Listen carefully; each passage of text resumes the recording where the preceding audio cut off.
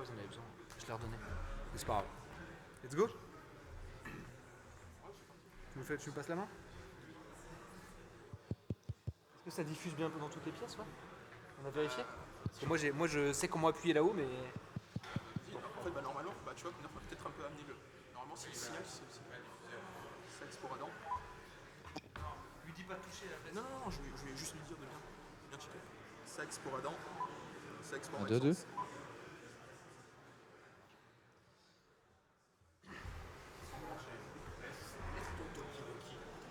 Leave-le alone. C'est nous qui lançons ou c'est eux qui lancent? C'est nous qui lançons là? Non, il y a- vous en occupez pas. Il y a le micro là. Eh bah go.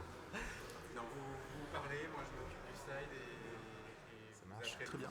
Et c'est qui le premier d'ailleurs? C'est C'est Virgile, ouais. Ok, 1, 2, 2, c'est bon, super, ça marche. Bonjour, bienvenue, merci d'être là pour cette édition 2023 du Brest CTF. On va commencer, il est 7h30, on est déjà en retard, donc on va se lancer pour les rumps. On va avoir 9 rumps, si je ne me trompe pas, ça va durer à peu près 1 heure. Vous aurez 20 minutes de battement après, avant la keynote. La keynote se déroulera durant 1 heure, 1h20, de 19h à 20h20. Et après, ce sera le petit pot apéro, puis le CTF. On commence. Sax, un petit mot si tu veux avant de commencer? On a surtout pour les rumps, c'est 6 minutes par rump et entre chaque changement, peut-être 1 ou 2 questions, le temps que le présentateur suivant monte sur la scène et qu'on fasse un peu le changement. Et pour les keynotes, après il y en aura 2, mais on va vous expliquer ça. C'est parti pour les rumps. Virgile.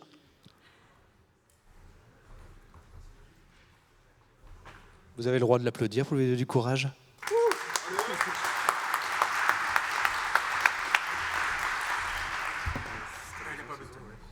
Ok. Bonjour à tous. Alors, pour ma rump, ça va être... Vous n'avez même pas de petit timer ou quoi? Donc, sur du phishing avec de la MFA, l'idée c'est un cas d'usage un peu quelconque, mais de montrer qu'est-ce qui se passe quand les outils classiques ne fonctionnent pas et où est-ce que ça nous mène quand on creuse un petit peu, histoire de rigoler. Donc, c'est du phishing et de la MFA, donc bon, ça c'est moi, on s'en fiche. L'idée c'est de dire que la MFA, donc ça protège absolument pas contre le phishing et que ça n'a absolument rien à voir, mais que c'est les méthodes d'authentification qui permettent ou pas de se protéger contre du phishing. Donc si on prend mon petit tableau, c'est login password classique, pas phishing proof, on peut se faire avoir. Si on reçoit des notifications push, on peut se faire avoir aussi en phishing, qui est du pattern du number matching. Quand il faut mettre les numéros qu'on voit au téléphone sur l'écran ou inversement pour dire qu'il y a bien un humain derrière, ça marche pareil, que ce soit par une OTP, par une appli dédiée ou par SMS, pareil. Et on a FIDO2 qui vient nous sauver derrière, que ce soit par YubiKey ou Windows Hello ou je ne sais quoi d'autre, qui lui est entièrement insensible au phishing.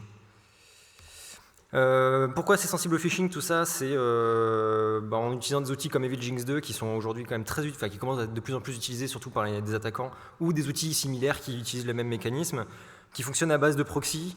L'idée, c'est que l'outil, c'est un reverse proxy malveillant. L'utilisateur, il clique sur le lien, il se fait avoir, il arrive sur le reverse proxy, et le reverse proxy, il sert le vrai site, pour de vrai. Et l'utilisateur, en fait, il navigue sur le site, et c'est vraiment le vrai site, juste, il est entièrement proxifié à travers le faux. C'est même pas un faux site, c'est vraiment juste un reverse proxy. Sauf que le reverse proxy, lui, forcément, il récupère les OTP, les cookies, les logins, les mots de passe. Donc EvilJinx, il fait ça. C'est très pratique pour plusieurs raisons, notamment il n'y a pas besoin de faire une page de phishing, puisque en fait la page qui est servie c'est la vraie, tout simplement, modulo 2-3 petites bricoles. Et donc c'est très pratique. Ça permet de passer de la MFA du coup, puisque vu que l'utilisateur il voit le vrai site, il vous met son login mot de passe sur la vraie mire d'authente, même si elle est proxifiée par le fameux EvilJinx. Il reçoit ses OTP normalement, puisqu'en fait le site derrière légitime, lui, il reçoit bien la vraie demande, juste elle est envoyée par EvilJinx, etc. Donc derrière ça, on peut regarder si on s'amuse avec Okta et FastPass. Donc Okta, rapidement, c'est un fournisseur d'identité. L'idée, c'est que vous gérez vos utilisateurs sur Okta et ensuite, vous pouvez vous servir de l'authentification Okta pour vous connecter à tout et n'importe quoi. Il sait tout faire, du FIDO, pas du FIDO, etc. Et ce qu'ils appellent FastPass, c'est une méthode d'authentification chez Okta qui fait tout comme le FIDO, mais sans faire du FIDO. Donc forcément, quand on a l'habitude, on se dit tiens, c'est marrant, comment ça marche si ça fait tout comme, mais c'est pas pareil. L'idée, c'est qu'il y a un client sur le poste de travail, un client lourd, on va dire, qui lui reçoit les demandes d'authentification depuis le navigateur. Le navigateur, il parle sur localhost, tout simplement. Je vous passe les détails. Mais donc c'est censé être phishing résistant, ce fameux FastPass. c'est un argument de vente très fort. Et sur le principe, vous avez votre navigateur qui parle sur localhost, sur certains ports précis, et vous avez le client lourd qui reçoit les requêtes et qui va faire l'authentification. Le truc, c'est que, alors c'est une feature de Early Access, alors ça l'était, si ça l'est plus, ça l'est plus depuis quelques jours, en quelques semaines. Ça nécessite donc d'activer des Early Access Features, de modifier la politique d'authentification pour que ça marche, etc. Donc il faut bien le configurer, et on voit donc les requêtes qui partent vers localhost. Sauf que nous, on a notre EvilJinx 2 éventuellement qui est au milieu, et ce que permet EvilJinx 2, c'est justement d'aller modifier ce que l'utilisateur va voir, puisque nous, on est en reverse proxy, on voit ce que l'utilisateur nous demande, on fait les requêtes à sa place au vrai serveur, et le serveur nous répond à nous. À ce moment-là, on peut tout modifier et ensuite renvoyer ce qu'on veut à l'utilisateur. Et du coup, techniquement, si notre navigateur il fait ses requêtes sur localhost, c'est bien parce qu'il y a un petit JS qui lui dit de le faire. Et donc, si on creuse un petit peu, qu'on regarde dans toutes les requêtes qu'on reçoit du vrai serveur légitime, on voit bien effectivement une liste de ports qui arrive dans un vieux JSON chelou, et qui du coup est envoyé à l'utilisateur qui lui avec son navigateur fait les requêtes en XHR classiquement. Donc en théorie avec EvilJinx on peut mettre notre petite règle pour dire quand tu reçois une page du serveur légitime EvilJinx, t'es gentil, tu recherches des trucs qui ressemblent à une liste de ports et tu remplaces en disant que le port pour communiquer avec la méthode d'authent c'est 1, 2, 3, 4, 5. En théorie tu y arriveras pas et on va bien voir ce qui se passe.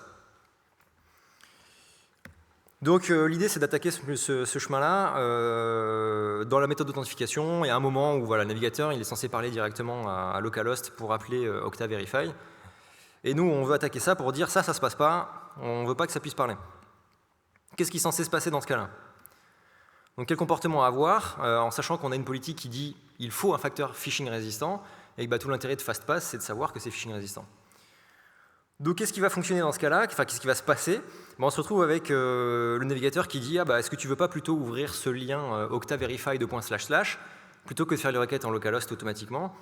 Et donc ce qui se passe, c'est qu'on a bien l'authentification qui se fait quand même, mais qui n'est pas phishing proof du coup. Donc c'est ça qui est un petit peu trompeur sur la communication, on peut trouver ça un peu bizarre. Et donc c'est pour ça qu'on a failli, on s'est posé la question de faire une remontée de bugs à Okta, c'est qu'en fait, FastPass est phishing résistant, en tout cas il peut l'être.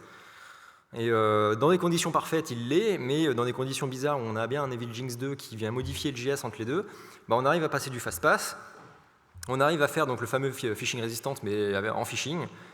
Et ce qui est très trompeur et ce qui est bien piégeux, c'est qu'en fait l'authentification fonctionne. Donc, on a bien une authentification qui se fait. Et donc ça vérifie bien un facteur d'authentification. Donc on se retrouve avec un truc comme ça, où on a du Okta qui nous demande de s'authentifier, on a Okta Verify qui voit bien la demande, bien que ça passe à travers notre reverse proxy malveillant, on a Windows Hello qui se lance carrément, qui nous dit mets ton doigt en biométrie, on le fait, tout fonctionne, alors qu'on est sur un site de phishing, qu'on n'est pas sur le vrai site, que tout est relayé à travers un EvilJinx, et ça va quand même fonctionner. Donc c'est un peu ça le truc piégeux, et pourtant donc là on est vraiment en phishing total, et donc la solution censée être phishing résistante, on a l'impression qu'elle marche pas. Alors c'est plus compliqué que ça, elle fonctionne quand même.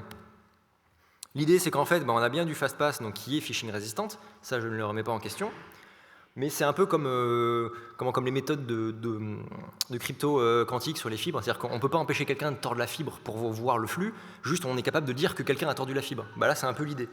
C'est-à-dire que le phishing, il se passe, mais derrière, Okta est au courant qu'en fait, ça s'est passé, mais pas en mode phishing résistant, quoi. Donc c'est possible, c'est bien phishing résistant, mais si on est donc sur la version 10 qui le supporte, si c'est activé, si c'est configuré dans la politique, et quand bien même, donc le facteur d'authentification va être vérifié, mais il sera flagué comme pas phishing résistant, ça va en demander un second phishing résistant.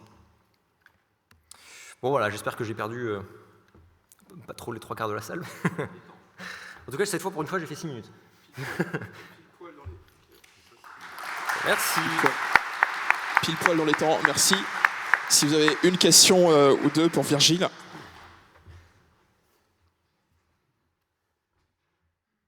Oui.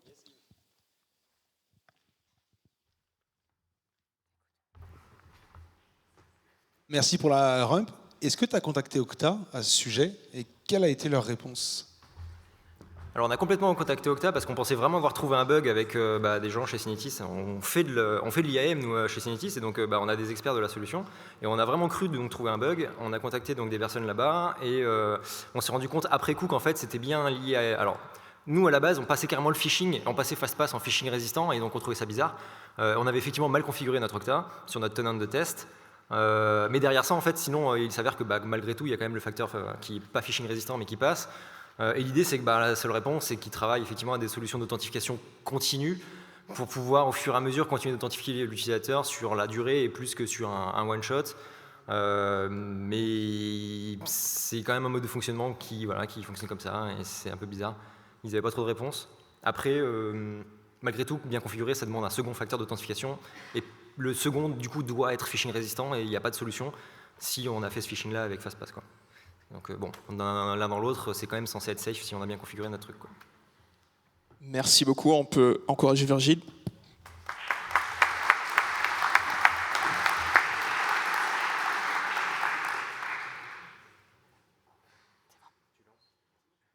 Alors bonjour à tous, donc moi je ne vais pas vous parler de technique, je vais plutôt vous parler de comment on peut potentiellement transformer une techno en une start-up cyber, puisque je vais vous présenter le dispositif Cyberbooster. Donc un peu de contexte, nous Cyberbooster, on s'inscrit dans la stratégie nationale cyber, donc qui est un plan lancé par le gouvernement notamment pour adresser 4 enjeux, dont le développement des solutions innovantes souveraines.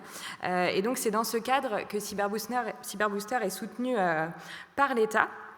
Donc nous, on est un dispositif d'accompagnement des startups dans la cyber qui est un dispositif national. En fait, on est opéré à Rennes et à Paris, donc à Rennes au Pool et à Paris au campus cyber, dont la mission est de faire émerger les champions européens de la cyber.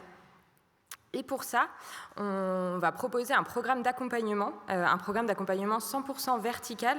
Nous, notre enjeu, comme je le disais, c'est vraiment de transformer ces technos, et on a des très belles technos en France, en produits, et ce produit en entreprise cyber. Donc on va avoir un accompagnement qui va être orienté business, aux côtés d'un réseau de mentors, donc qui vont être des entrepreneurs de la cyber, mais aussi des experts. À titre d'exemple, on est parrainé cette année par le fondateur de Yogosha, que vous connaissez peut-être. Et ce programme, il va être opéré au sein d'un écosystème. On va être ancré dans l'écosystème puisque cette mission, on ne va pas la remplir seul. Le développement de la filière, il implique pas mal d'acteurs. Donc nous, on est entouré de partenaires. Donc les partenaires corporate, on peut citer Capgemini par exemple, qui vont avoir un rôle d'aller identifier les solutions qui pourraient manquer demain dans la cybersécurité et d'accompagner nos startups et de s'impliquer auprès d'eux, à la fois en mentorat ou pour expérimenter de nouvelles solutions.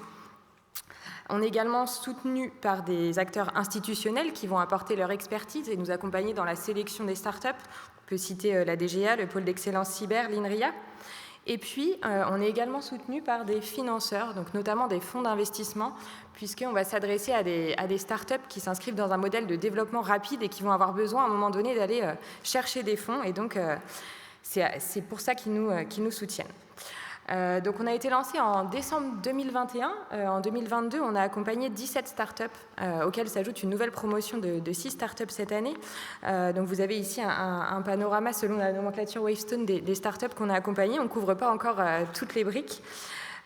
Pour faire un peu plus de focus sur certaines startups, donc on accompagne par exemple Mindflow. Donc Mindflow, il propose une plateforme SOAR no-code qui va automatiser le traitement des incidents depuis la détection jusqu'à la remédiation, avec pour objectif de redonner de l'impact aux opérationnels et d'améliorer la collaboration dans les équipes cyber.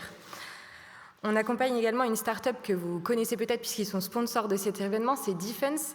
Defense, ils vont proposer une plateforme SaaS qui va accélérer l'investigation numérique en s'appuyant notamment sur un moteur d'investigation sémantique très innovant et l'automatisation des tâches chronophages et des fonctionnalités collaboratives.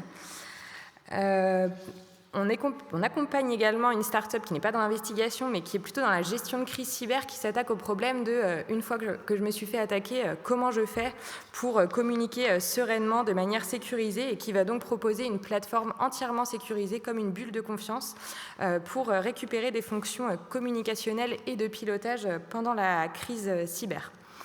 Donc dans ces 17 startups, on en retrouve beaucoup, je ne vais pas toutes les détailler, mais on a ici un terreau en Bretagne, on peut citer Daspren notamment, donc une solution de protection des données contre les ransomware, Malizen qui est présent également sponsor ici.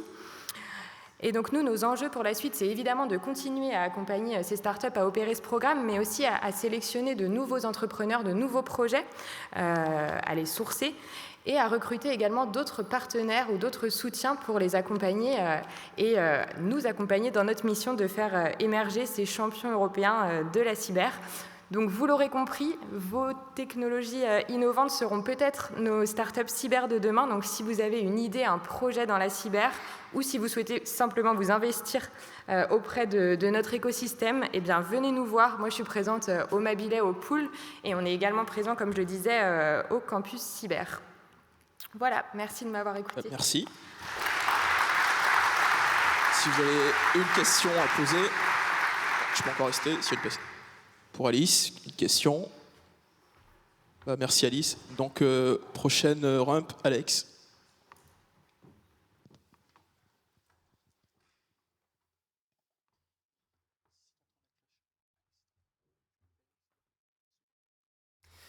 Bonjour à tous, alors moi je m'appelle Alexandre Soulot, je suis pentester chez Formind depuis 2 ans. Je vais vous présenter une vulnérabilité qu'on a découverte pendant un pentest par mon collègue Luc Romain qui testait des endpoints Azure avec curl.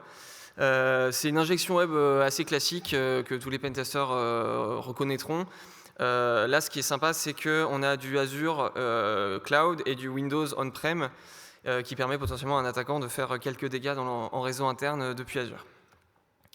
Pour un peu de contexte, on était en pentest dans ce qu'on appelle la data factory du client. Donc concrètement, on avait un groupe de ressources Azure avec juste un rôle collaborateur. Bon, je suis désolé pour ceux qui n'ont pas trop touché à Azure pour l'instant. Globalement, le client, il n'avait aucun contrôle d'accès, il n'avait pas les licences pour avoir un contrôle d'accès granulaire à ses ressources. C'est pas très important, mais c'est quand même un point à noter. À quoi ça ressemble? Voilà, c'est un gros IDE. Tout en version web. Donc en 3 lignes, c'est du no-code ou alors du low-code pour faire de la transformation de données et des pipelines qui s'exécutent régulièrement.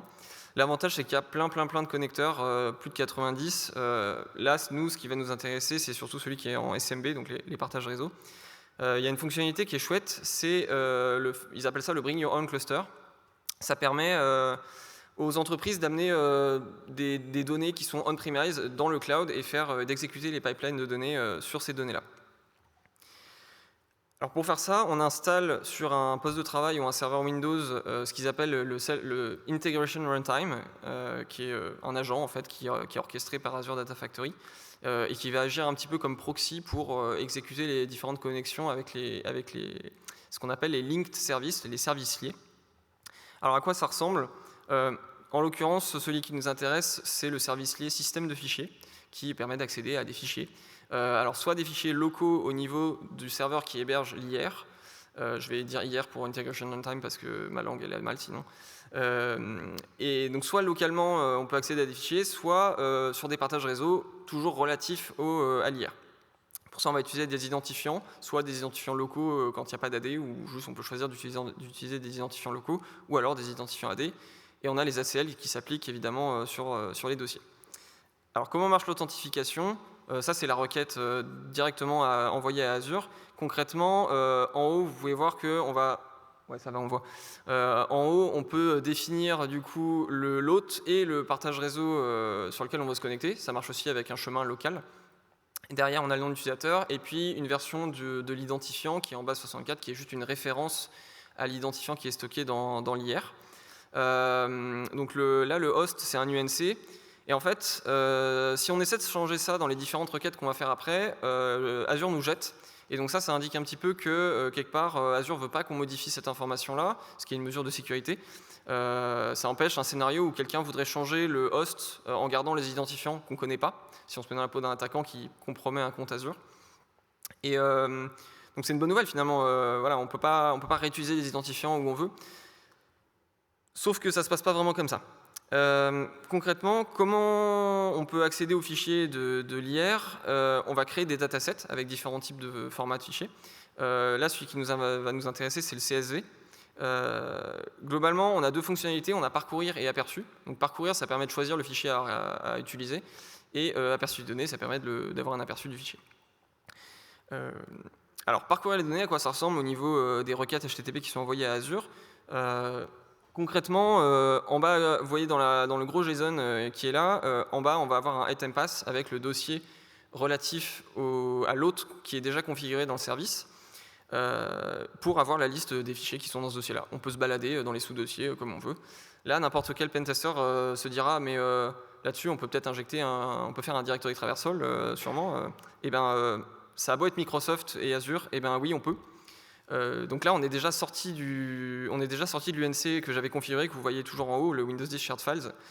Là, en l'occurrence, c'est une machine locale. Je ne me suis pas embêté à faire un lab entier, mais vous imaginez que ça s'applique aussi sur des partages distants. Donc là, on est sur le système local. Très bien, on peut se balader dans les dossiers du système. Évidemment, les droits du compte s'appliquent, heureusement. Maintenant, sur l'aperçu de données, si j'en parle, c'est que vous vous doutez que c'est aussi possible. Là, c'est l'exemple générique comme c'est prévu par Azure, mais en fait, on peut faire la même chose pour aller lire des fichiers sur le système.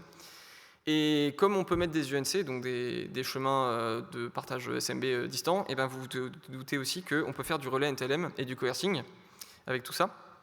Alors, tout ça, ça implique plein de misconf, que ce soit... je vais y revenir après, en fait. Le point important, c'est que Microsoft, on leur a évidemment remonté l'info, et ils nous ont dit que c'était by design, comme peut-être pas mal de coercing. Je ne sais pas si certains sont dans la salle, se reconnaîtront à propos de ça, mais voilà, le coercing, a priori, c'est by design chez Microsoft, c'est une grande histoire d'amour. Alors le plot twist quand même, c'est qu'il y a 3 jours, ils m'ont demandé de rouvrir le ticket.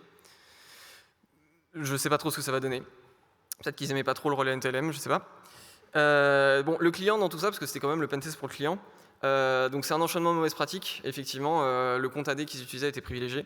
Il n'y avait pas de ségrégation réseau autour de l'IR, c'est-à-dire que les données, ils n'avaient pas prévu que leurs données sortent et qu'il y ait des connexions distantes. Et puis surtout, le souci, c'est qu'en fait, on n'a même pas pu donner une recommandation précise au client parce que la doc n'existe pas. Voilà. Si vous avez une question pour Alex.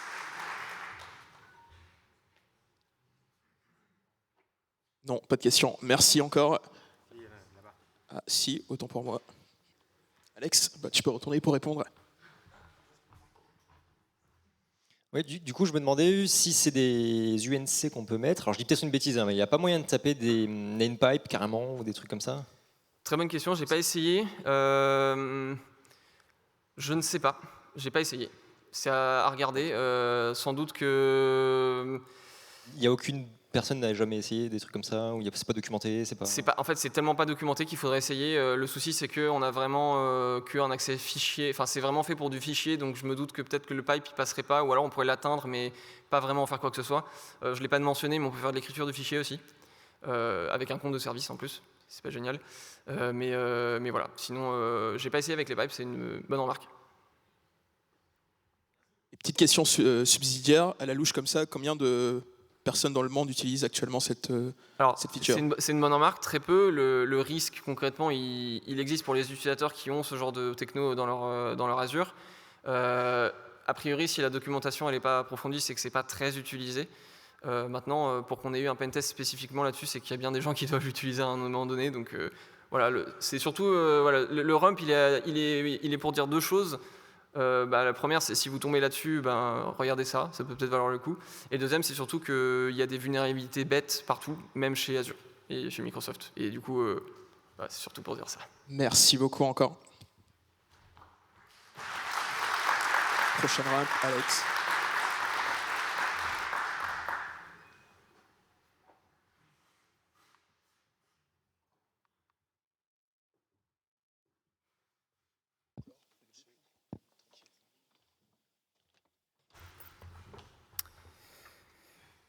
Bonjour à tous. Alors là, on va voir comment contourner SafetyNet Attestation API. Juste rapidement, moi je suis Alexandre, je suis pentester chez Axelis.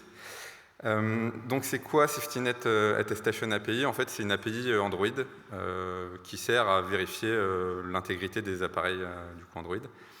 Il y a tout un tas d'applications qui l'utilisent, genre des applications de banque, etc. Bon, moi, le cas d'usage que j'ai pris, c'était SNCF Connect pour enregistrer son pass Navigo dedans. Ça marche comme ça, l'API, grosso modo. En gros, il y a l'application Android qui va faire une requête vers les serveurs de Google en envoyant tout un tas de données. Les serveurs Google vont répondre et après, on va passer ça à un serveur qui est contrôlé par les développeurs pour vérifier le résultat côté serveur avant de le renvoyer vers l'application. Donc, qu'est-ce que ça vérifie? Grosso modo, ça vérifie 2 trucs.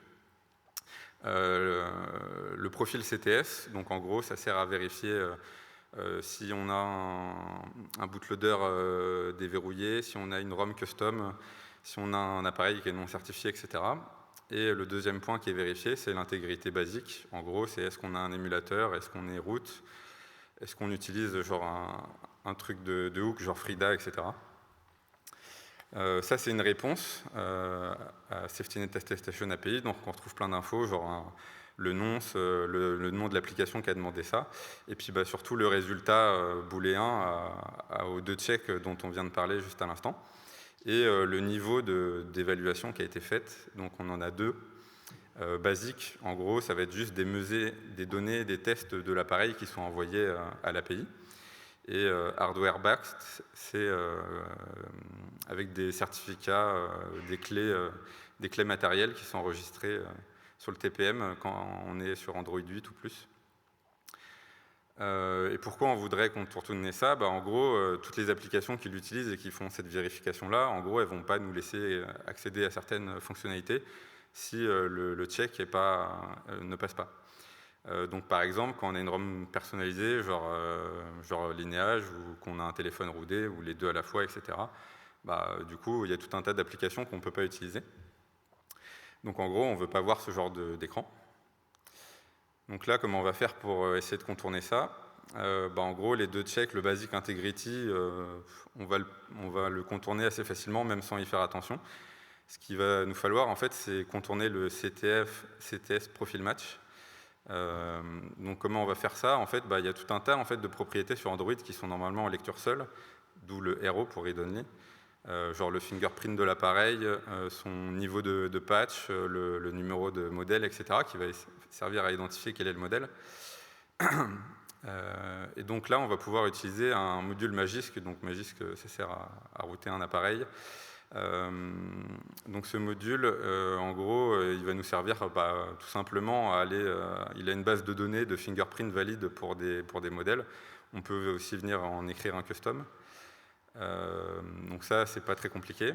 Mais du coup, là aujourd'hui, tout le monde a une version d'Android supérieure à 8. Donc en fait, juste spoof le fingerprint, ça suffit pas. Il faut pouvoir aussi bypass les clés matérielles. Donc en gros, on va utiliser un autre module Magisk qui s'appelle Universal Safety Fix. Il utilise Zigist pour en fait aller modifier le processus Play Services et pour changer le keystore. Donc Zigist, en gros, ça fonctionne comme un rootkit. C'est le processus d'init. Il va fonctionner comme le processus d'init et il va servir sans toucher aux applications, à cacher que l'appareil est routé. Et donc, qu'est-ce qu'il va faire le module Universal Safety Fix? En fait, il va, comme on a patché Play Services, en fait, quand l'application avait essayé de faire une requête vers l'API, en fait, ça va générer une erreur et on va prétendre que l'appareil ne gère pas les clés matérielles. Donc du coup, en théorie, ça voudrait dire que le SafetyNet, Google est obligé de se rabattre sur l'authentification de base, qui est facile à spoofer. Sauf que les ingénieurs de Google, ils ne sont pas si cons que ça. Donc en fait, de leur côté, ils ont une base de données où ils enregistrent chaque téléphone qui est certifié avec est-ce qu'il supporte les clés ou pas. Et donc, du coup, ils savent qu'on est en train de mentir parce qu'on lui dit qu'on ne supporte pas, alors qu'eux, ils savent dans leur base de données qu'on supporte. Et donc, pour contourner ça, en fait, le module, qu'est-ce qu'il va faire? Il va rajouter un espace à la fin du nom de l'appareil. Donc, du coup, ça ne va pas match dans la base. Et du coup, comme pour eux, on a un appareil custom, ils vont se rabattre sur le check basique. Donc en gros, sur un appareil par exemple qui est sur Lineage, ça, on peut avoir ce genre de résultat. Donc on voit à gauche que le check ne passe pas. Et donc à droite, on voit que l'application nous refuse l'accès. Donc une fois qu'on a routé l'appareil, qu'on a installé ces 2 modules-là, qu'on les a configurés, et qu'on a aussi caché le root à l'application, maintenant on est capable de pouvoir accéder à la fonctionnalité dans l'application SNCF Connect. Voilà. Bien joué. si vous avez une question pour Nouraj.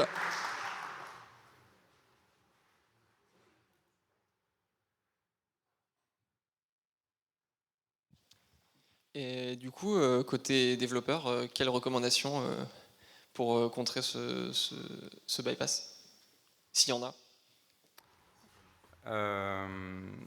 Alors en fait, SafetyNet Attestation API, elle est en cours d'être dépréciée. Et ça va être remplacé par un autre service qui s'appelle Player Integrity Services, je crois. Et du coup, qui va avoir une sécurité plus forte et qui va proposer des checks supplémentaires. Donc du coup, ça sera de migrer vers ça. Merci.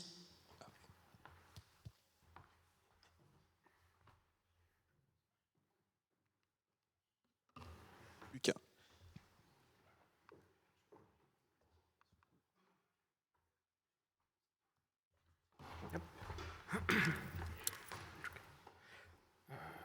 Bonjour à tous, je m'appelle Lucas, je suis pentester chez A6 et je vais vous présenter en quelques slides comment et pourquoi implémenter votre propre dévermineur en Python. Donc vous allez me dire pourquoi implémenter un énième dévermineur. Donc pour ceux déjà qui ne connaissent pas Butoduc-Parter, on va parler de debugger. Donc pourquoi en implémenter un? Parce que simplement il y a encore quelques temps je faisais quelques challenges de reverse à 50 points et je suis éclaté en analyse statique et donc j'avais besoin de récupérer des valeurs en mémoire de façon simple et efficace. Et donc oui, il y a plein de tools qui existent, comme simplement déjà l'API GDB pour scripter. Sauf que ceux qui la connaissent et qui ont déjà essayé ne vont pas me contredire, c'est inutilisable. C'est plus simple de faire un core dump et de le grep plutôt que d'utiliser cette API. Il y a plein d'autres outils, comme Anger, Mias, Unicorn, Frida, qui vont pouvoir nous permettre de faire ce genre de choses. Sauf que c'est légèrement overkill pour des challenges à 50 points. Et en plus de ça, c'est des analyses, on va dire, concoliques, de l'émulation par rapport à de l'analyse dynamique. Je voulais simplement faire de l'analyse dynamique. Puis un peu comme tout, je voulais simplement identifier les rôles et les fonctionnalités des choses que j'utilise tous les jours. Donc là, en l'occurrence, un debugger. Quelles sont les primitives offertes par un debugger? Donc comment marchent les breakpoints, comment on interagit avec un processus qu'on débug. Et je trouvais ça assez méta d'utiliser GDB pour débugger GDB. Donc, qu'est-ce qu'on veut de notre dévermineur? On veut simplement faire de la lecture et l'écriture de la mémoire du process qu'on débug, du single step pour avancer instruction par instruction, des breakpoints pour s'arrêter à une adresse mémoire précise et pouvoir skip masse instruction, idéalement du step backward. Qu'est-ce qu'on veut vraiment? Simplement utiliser les tickets restants en barre, c'est déjà pas mal. Qu'est-ce qu'on veut vraiment? Juste de lecture-écriture de la mémoire du process, donc ce sera avec l'API du kernel Linux. Le single step, c'est pareil, c'est une primitive qui est offerte par le kernel. Les breakpoints, ce sera à nous d'implémenter cette fonctionnalité, car il n'y a simplement pas de fonction toute faite qui permet de le faire. Oui, donc l'API kernel Linux, c'est un gros mot pour juste dire un syscall qui va nous faire 90% de notre travail. Donc en gros, c'est le syscall Petras qui va simplement prendre 4 paramètres. Le premier, une action, le deuxième, le PID du processus qu'on débug. Et 2 autres paramètres, donc l'adresse ou les données qu'on veut lire ou écrire. Donc je parlais des actions, donc Petras pick et pop text pour lire ou écrire dans la mémoire de notre processus. La fonction identique pour les registres, donc Petras get ou set pour modifier ou lire les registres de notre processus. Petras single step simplement pour procéder instruction par instruction. Petras count pour demander au processus débugué de continuer son exécution. Et finalement, 2 autres actions, donc Petras me, sera l'enfant qui fera cette action pour lui demander que quelqu'un s'attache à lui, et Petras attache pour que le parent s'attache à son enfant. Oui, donc par défaut, sur la plupart des distributions Linux, la variable kernel Petrascope est mise à 1. Ça veut dire qu'on va s'attacher simplement à ses propres enfants. C'est un peu comme la vie de tous les jours, on évite de toucher les enfants des autres. Donc à partir de ce moment-là, on sera obligé de créer un process qui va se fork pour avoir un enfant, auquel on pourra s'attacher simplement. Donc en gros, ce qui va se passer, c'est qu'on va créer notre process A, donc dbg.py, qui va lui se fork, et à ce moment-là, il y aura 2 process en mémoire identiques, en tout point identique, et on va devoir identifier donc, les deux processus. On va dire, le parent aura un PID différent de 0. Donc à ce moment-là, on va lui, dans ce process-là, on va lui dire fais un wait PID. Ça veut dire que le processus va se mettre en pause jusqu'à que son enfant change d'état. Donc il passe en l'occurrence en l'état stop. Dans l'enfant, en parallèle, l'enfant va faire un Petras me pour dire qu'il va vouloir se faire attacher. Et surtout, en fait, ce qui va se passer, c'est que lorsque l'enfant va recevoir un signal, il va changer d'état. Il passera en l'état stop, en l'occurrence. Juste après ce Petras, il y a un call à la famille exec qui va être fait, donc là, en l'occurrence exec VP, avec le binaire qu'on souhaite débugger, les arguments qu'on va lui passer. Et donc, au moment de exec, le binaire cible sera mappé en mémoire. Et à ce moment-là, les deux processus n'auront plus rien à voir. Ce sera deux processus distants, donc, dont un qu'on veut débug. Et surtout, après ce exec-v, il y aura un signal sigtrap qui va être fait, qui va passer donc l'enfant va recevoir ce signal, va passer en mode stop, et on va pouvoir reprendre la main dans le parent. Là, on se retrouve dans le parent, on va pouvoir interagir avec nos processus, donc par exemple lui dire Petras compte, donc continue ton exécution, ou Petras avec d'autres instructions plus tard pour dire je récupère tes registres ou modifier ta mémoire. Donc je parlais d'implémentation en Python, on va simplement utiliser la librairie ctypes pour appeler des fonctions natives, par exemple dans la libc. Là, on va simplement aussi utiliser des pipes pour lire et écrire dans stdin, stdout et stdr. Donc le OS fork dont je parlais tout à l'heure pour avoir nos deux processus. Dans l'enfant, Petras.me, exec le binaire avec par exemple des arguments, et dans le parent, wait.pid pour attendre. Et là, on le voit dans l'output de PS, on voit que notre processus Python DBG a un enfant qui s'appelle hello avec deux arguments. Pour la lecture et l'écriture des registres, on va simplement utiliser pareil le Petras. On crée une structure avec la bonne taille avec ces types. On passe par référence cette structure, on appelle Petras avec ces arguments-là, et simplement à la fin de l'exécution, la structure sera remplie, on aura lu nos registres tout simplement. Et de la même façon, on pourra les réécrire en recliquant la structure en mémoire.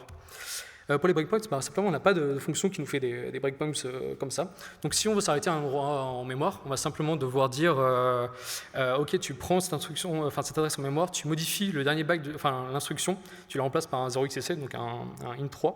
Et à ce moment-là, quand le processeur va passer sur l'int3, il va simplement envoyer un signal qui pourra être catch par le parent afin de reprendre la main sur le processus. Donc à ce moment-là, le processus qu'on débug est arrêté. On peut lire, écrire, faire ce qu'on veut avec sa mémoire, et après on va repasser. Et voilà, en quelques lignes de Python, simplement, comment j'ai instrumenté une méthode. Je lui mets un breakpoint à une adresse précise, je lui ai demandé de récupérer les premiers arguments, et j'utilise le break capstone simplement pour désassembler les X instructions qui suivent. Voilà. Parce que après, oui, le child va se terminer. Voilà, juste en 300 lignes, même pas 200 lignes, on peut faire un petit débugueur Python qui nous aidera sur les challs de CTF à 50 points. Merci à tous. Merci. Si vous avez peut-être une question.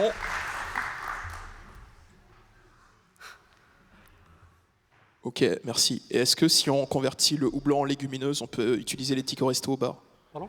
Si on convertit qu'on dit que dorénavant le houblon compte comme une légumineuse, on pourra peut-être utiliser les tickets resto au bar ou pas? Ah pardon, j'étais pas du tout... J'essaie, tu vois, de rebondir sur les superbes vannes que tu avais. Merci.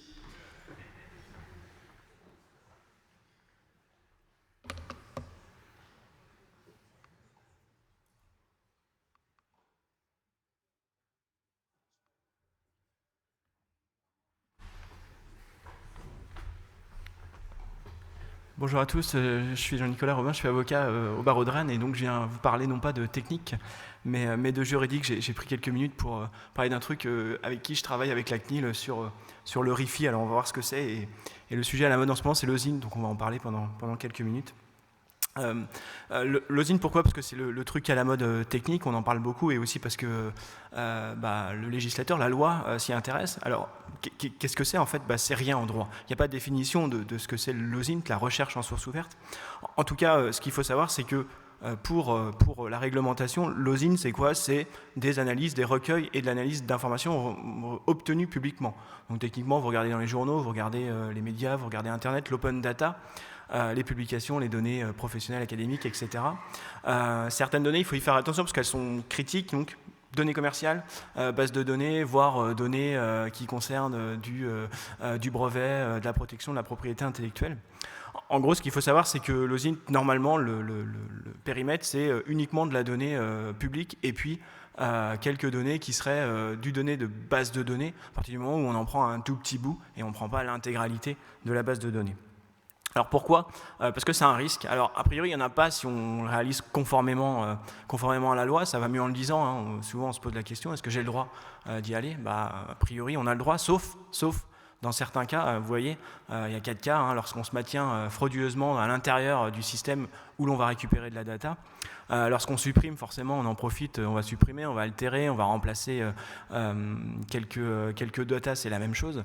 Lorsqu'on l'entrave, lorsqu'on le fausse, c'est la même chose. Et le plus inquiétant, finalement, pour vous, c'est lorsqu'on extrait, lorsqu'on détient ou lorsqu'on reproduit. Sauf que quand vous faites de l'osine, vous faites tous pareil, hein, vous allez récupérer de la data et vous allez la mettre sur vos propres serveurs, sur vos propres bases pour pouvoir l'analyser. Or, comme ça, c'est du pénal. Ça veut dire c'est grosso modo 100 000 € et 3 ans d'emprisonnement. Et puis si vous êtes en bande organisée, parce que vous n'êtes pas tout seul, vous avez des copains, ça monte à 150 000 et puis 5 ans d'emprisonnement. Alors, comment on fait? Alors, on appelle un avocat, mais avant, on a réfléchi avec la CNIL sur un système qui s'appelle le RIFI. Alors, le terme n'est pas beau, c'est pas un animal.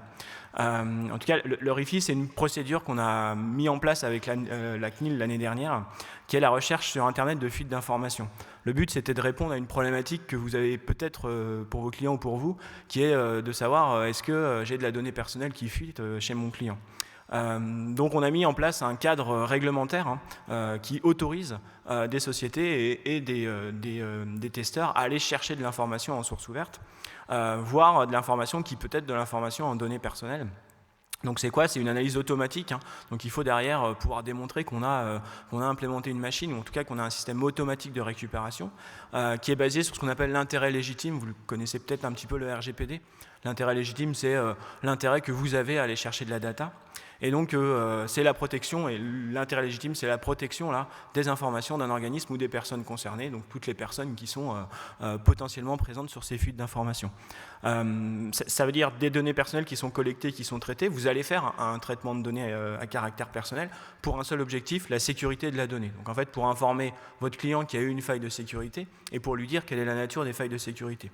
Ce qui revient très souvent, c'est est-ce que je dois informer les personnes qu'ils ont leurs données, leurs data qui ont fuité? Bah oui, la réalité, c'est qu'on doit informer la personne que, en plus de ça, son employeur ou alors son prestataire de service a fait n'importe quoi et ces données ont fuité. Ça peut être fait, le RIFI il peut être fait en prévention, donc on peut le prévoir dans les politiques de confidentialité. On peut dire, voilà, vous devez impérativement, enfin, vous consentez, en tout cas, vous êtes d'accord qu'il peut y avoir des contrôles automatiques qui sont faits pour la protection de vos données. Et la durée de conservation, elle doit être limitée, donc c'est de l'anonymisation dès qu'on peut, par processus de sablage notamment, mais pas que, de la pseudonymisation. On peut garder un petit peu les données pour faire du constat ou des procédures judiciaires, mais on les limite au maximum et après on efface tout, puisqu'en fait on ne peut pas conserver ces données qui ne sont pas légitimes, on ne serait pas légitime de les conserver. En clair, on essaye de mettre en place une procédure qui est encore en cours, donc peut-être que vous avez vous aussi des retours. Il ne faut pas hésiter, la CNIL a un répertoire spécial sur l'OSINT, et il faut les informer. Qu'est-ce qu'il faut faire? On définit la recherche, comme c'est un moyen automatique de recherche, il faut vraiment définir par mots-clés. En cas de contrôle de la CNIL, de toute façon, ils vous demanderont dans votre procédure de RIFI si vous avez bien un procédé automatique avec des mots-clés et les types de données qui sont recherchés. Et ce qu'il faut bien faire attention, c'est qu'une fois qu'on a une remontée d'informations, qu'il y a une intervention humaine pour valider la remontée et éventuellement le leaks. C'est pas un système automatique dans l'absolu. Et puis en cas de fuite, forcément, c'est la collecte de la data pour le dépôt de plainte auprès de la CNIL, les poursuites judiciaires et puis les responsabilités. En fait, ce qui rend votre procédure légale, puisqu'aujourd'hui, la procédure d'OSINT, le gros risque, c'est d'avoir un gros dossier sur un client, d'avoir peur de lui donner parce que vous n'êtes pas sûr que derrière, ils ne vous disent pas, mais vous êtes en train de faire en fait du vol, voire même du recel d'informations. Donc là, l'objectif, c'est sur la donnée personnelle, de faire une procédure qui soit la plus efficace possible et sur laquelle vous allez pouvoir vous baser pour après dire c'est légitime et ce que je suis en train de faire, je suis légitime et je suis pas un hors-la-loi entre guillemets. Voilà. Je vous remercie.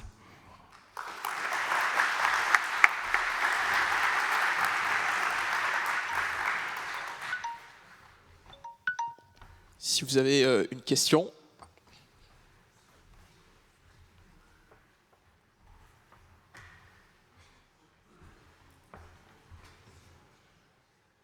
Merci Jean-Nicolas. J'avais deux questions en fait en vrai.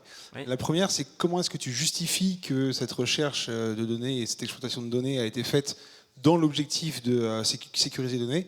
Et deuxièmement, qu'est-ce qui se passe quand dans ce cadre-là, tu découvres un leak avec 9 millions de données qui sont dedans? Du coup, est-ce que tu es tenu de passer 9 millions de coups de fil? Comment ça se passe?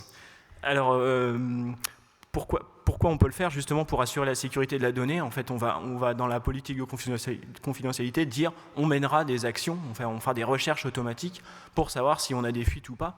Donc ça, c'est une manière préventive. Ou alors on le fait dès lors qu'on se doute qu'il y a une faille. Et en réalité, soit auparavant, on a déjà vu le leaks et nous on sait qu'il y a quelque chose derrière, et donc on va en fait le légitimer par la procédure RIFI. Soit on se dit, voilà, il peut y avoir des craintes qu'on ait des serveurs qui soient mal sécurisés, on va faire une recherche et on met en place cette procédure. Et après, si on découvre quelque chose, typiquement 9 millions, alors les personnes concernées, là, on ne pourrait pas les communiquer. Là, il faudrait directement communiquer à la CNIL le leaks, en disant, voilà ce qu'on a découvert, qu'est-ce qu'on doit faire. Mais ça fonctionne très bien, par exemple, sur une société qui détient des données de tous ses clients, où là, s'il y a un leaks, eh bien, on informerait en fait l'intégralité des clients qu'il y a une fuite de données. Voilà. Merci. J'ai aussi 2 questions rapides. Ah non,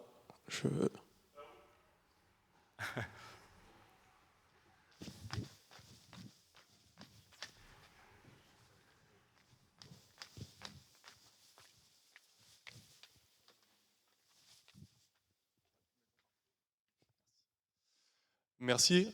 J'avais juste une question. Du coup, tu insistes beaucoup sur le fait que ça doit être des choses qui sont automatisées. Ouais. Ça veut dire qu'on ne peut pas mettre ça en place si on a un client qui vient nous demander en nous disant voilà, je suis suspicieux sur le fait qu'il y ait une fuite de données qui me concerne et qu'on fasse du coup cette démarche-là spécialement dans ce cadre-là.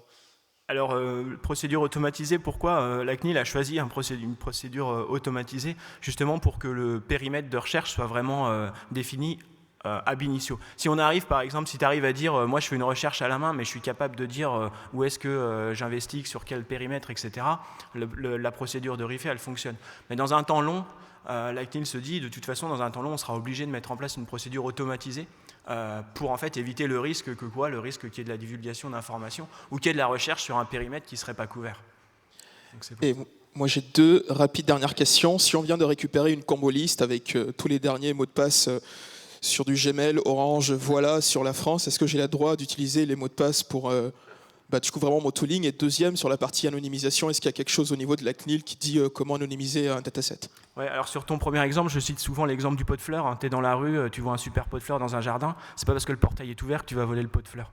Donc en fait, tu le sais, mais on ne réutilise pas effectivement la data que tu vas récupérer et tous ces millions d'identifiants. Donc on informe en fait la CNIL en disant il y a un leaks de ce côté-là, il y a de la donnée. Éventuellement, quand on est très sympa, on informe la société.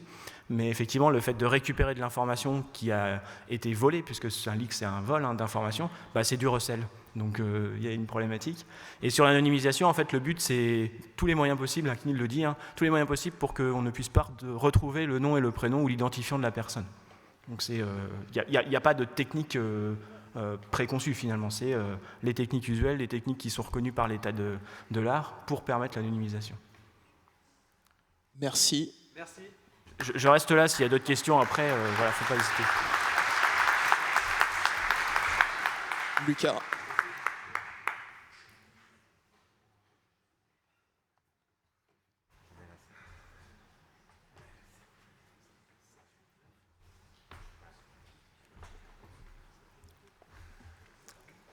Eh bien, bonjour déjà à tout le monde. Aujourd'hui, je vais vous faire un petit point sur CVSS, mais avant de commencer, je vais déjà me présenter rapidement. Donc, moi, je m'appelle Lucas, je suis apprenti ingénieur en cyberdéfense au sein de la ruche de Thales, donc au sud de Rennes. Et en parallèle, je suis aussi développeur open source spécialisé en Go, et notamment dans la défense des systèmes d'information.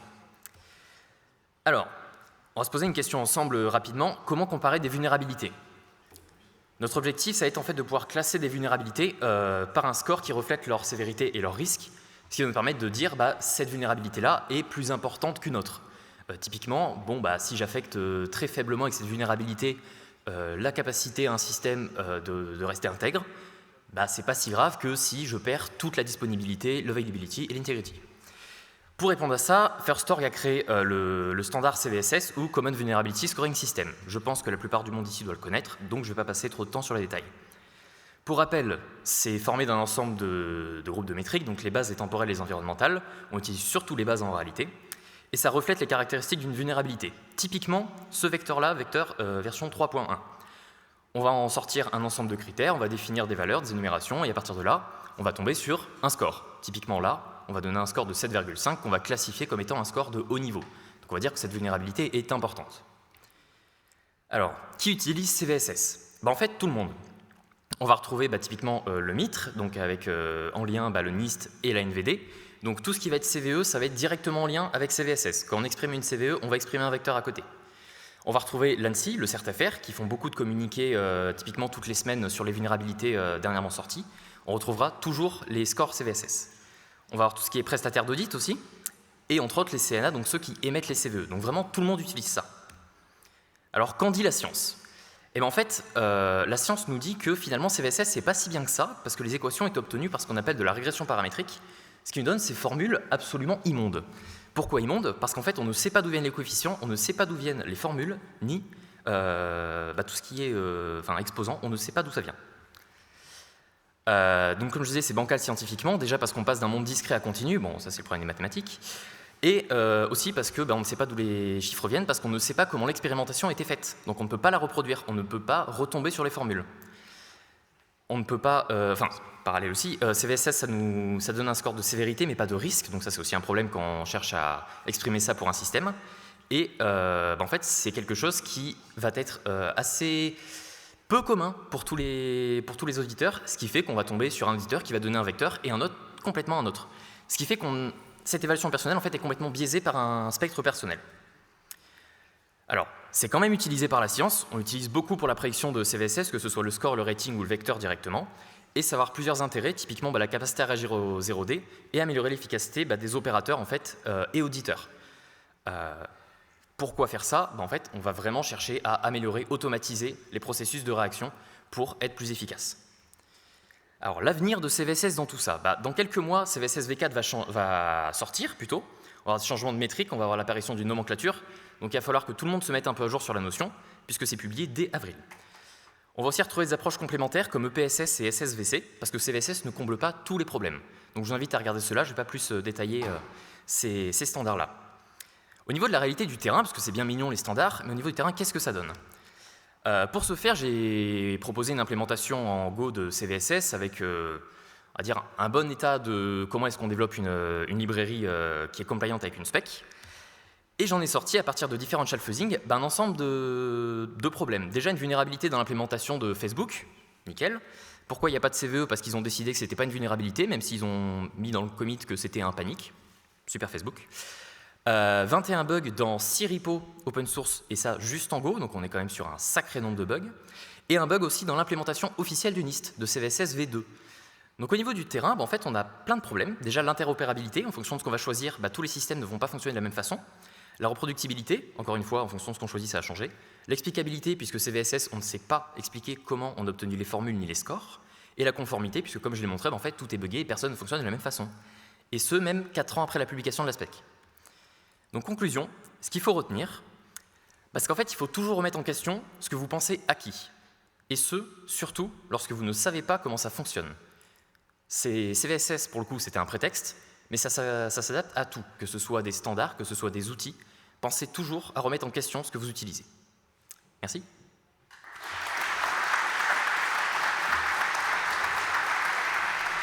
Si vous avez une question...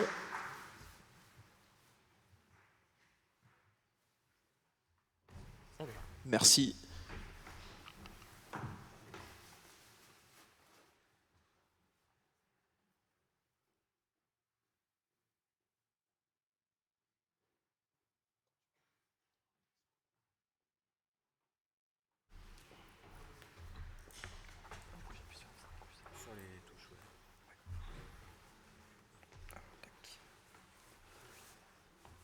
Donc bonjour à tous.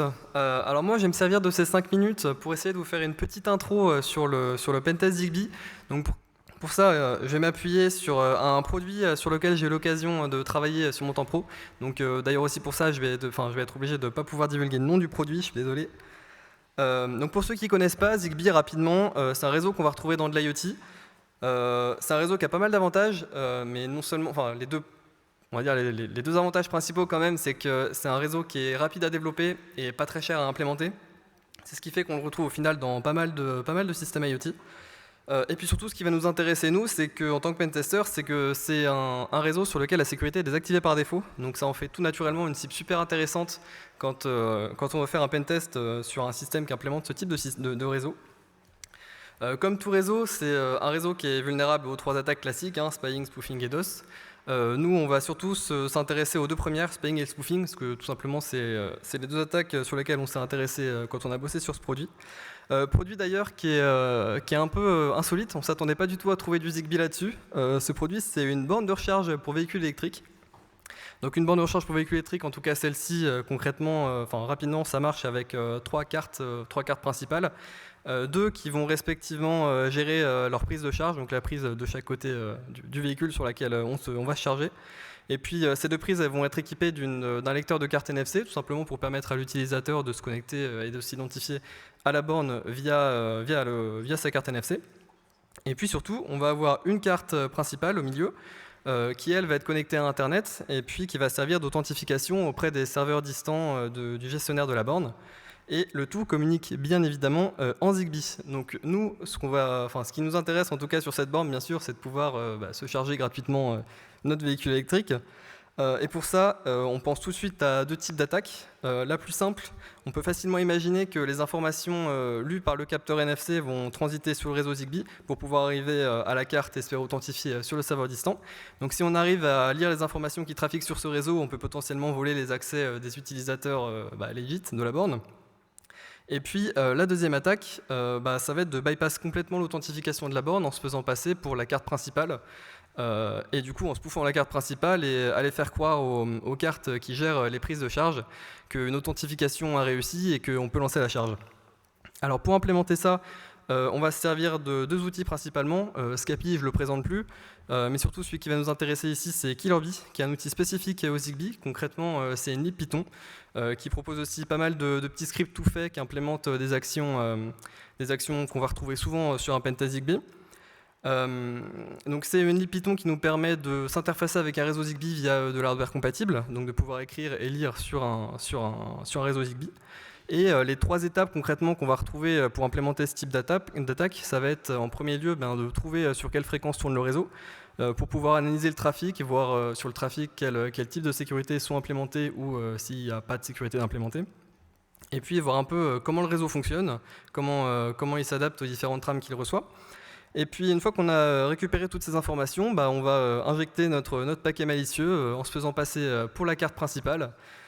Et puis en faisant croire donc aux cartes gestionnaires de prise, en tout cas l'une des cartes gestionnaires de prise, qu'on s'est authentifié et on a une authentification valide et qu'on peut lancer la charge.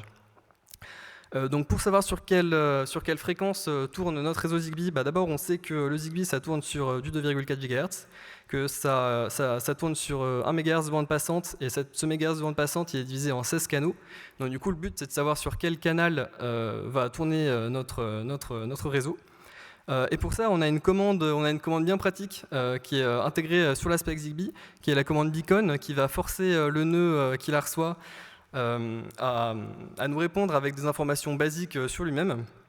Et on va tout simplement, du coup, pour savoir sur quel canal ça tourne, broadcast cette commande sur tous les canaux jusqu'à ce qu'il y en ait un qui nous réponde. Et d'ailleurs, du coup, il y a un outil implémenté par Killerbee, donc un petit script qui fait exactement ça pour nous tout seul, qui est ZB Stumbler, qu'on peut voir là, et qui nous donne des infos basiques sur le réseau, et qui nous donne surtout tout à la fin le numéro du canal sur lequel le réseau tourne. Alors une fois qu'on a récupéré ce numéro de canal, on peut s'en servir pour utiliser un autre outil vachement sympa de Killerbee, qui est ZB Wireshark, qui permet de récupérer les informations sniffées par notre hardware Zigbee et de les piper directement sous Wireshark. Et donc comme ça, on peut utiliser le dissecteur Wireshark pour avoir une vision classique de ce qui se passe sur le réseau Zigbee. Et ça, on va s'en servir pour vérifier premièrement si oui ou non il y a du chiffrement. Nous, on a de la chance, il n'y en avait pas. Et puis on va regarder les trames qui peuvent potentiellement nous intéresser. Donc en mettant une carte NFC valide, on sniffe le trafic qui passe sur le réseau pour récupérer la trame qui valide l'authentification et qu'envoie directement un paquet permettant le lancement de la charge sur la prise. Et puis on s'est rendu compte aussi d'autre chose, en mettant côte à côte 2 commandes identiques, on se rend compte qu'elles ne sont pas forcément si identiques que ça. En fait, il y a quelques octets qui changent, qui s'incrémentent. Ça correspond tout simplement à des numéros de séquence et des frame counters. qui sont un essai en tout cas de mitigation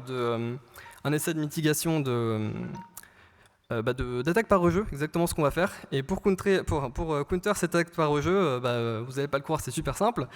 On va tout simplement envoyer un premier paquet, donc on va récupérer cette trame beacon qu'on a vue tout à l'heure pour récupérer l'adresse qu'on cible et puis l'adresse qu'on veut leur spoofer, donc l'adresse du contrôleur principal. Et puis on va servir de ce paquet pour regarder quel est l'état des séquences number et du counter actuel, et puis on va juste incrémenter de 1 pour avoir notre paquet malicieux valide. Et puis juste en bypassant ce petit counter, finalement on bypasser l'intégralité des sécurités de la borne et puis se charger gratuitement. Donc, je vais passer ça du coup là-dessus. Du coup, je vous remercie et puis c'est tout pour moi. Merci Antoine. Une question pendant qu'on a la dernière ramp. Ok, on peut enchaîner. Merci Antoine.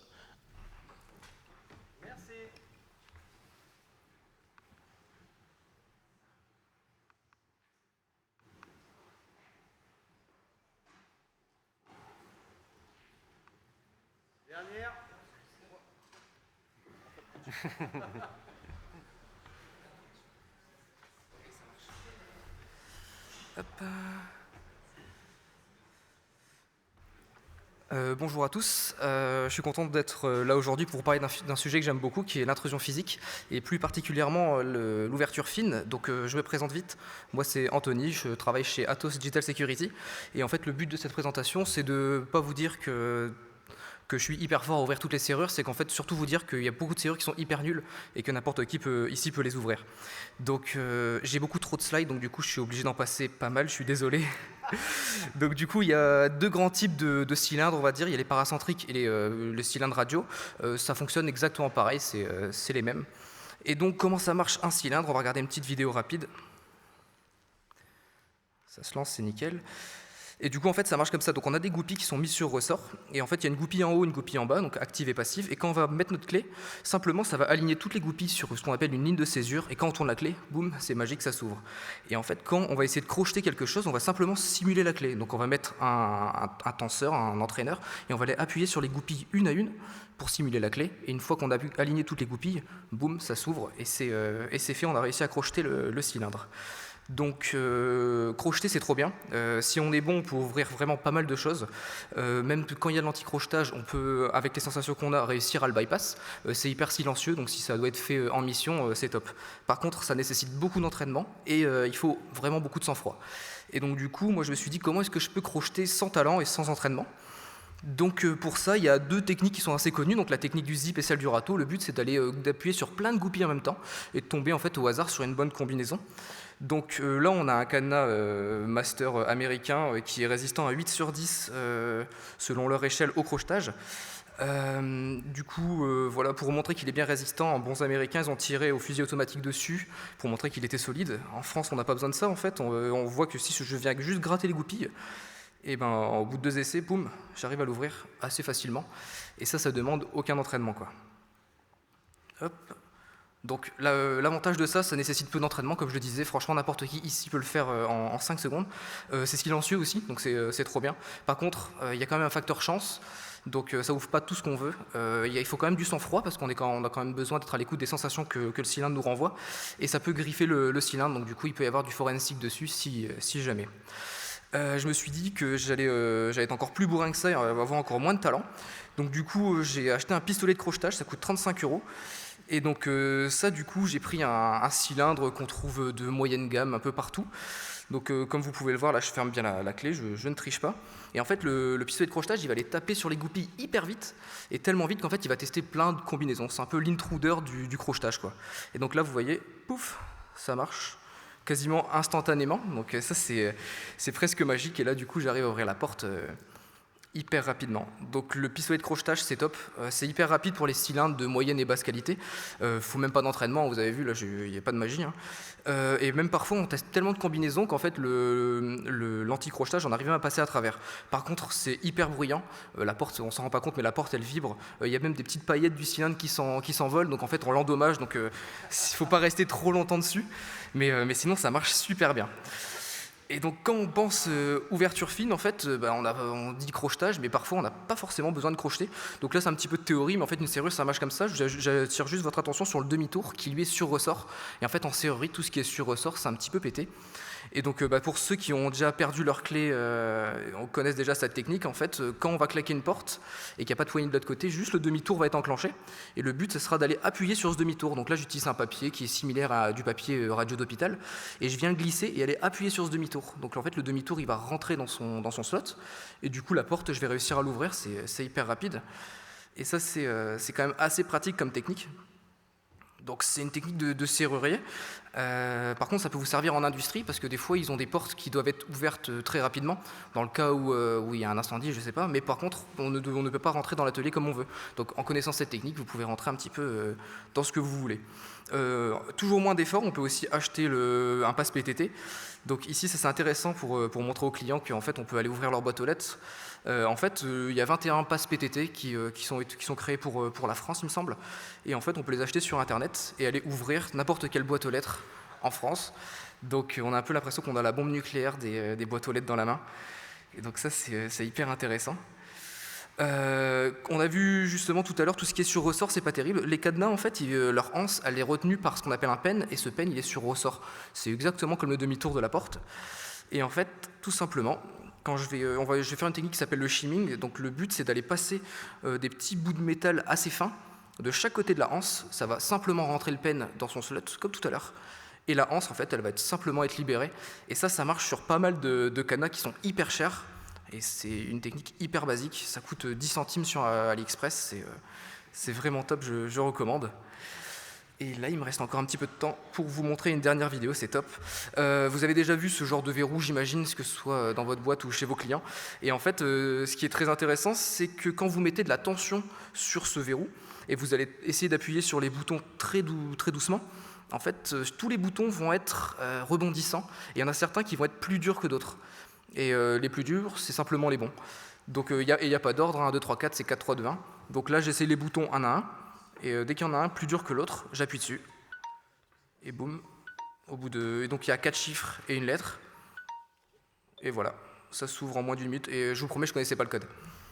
Et donc voilà, ça a sonné, je suis bon. Merci beaucoup.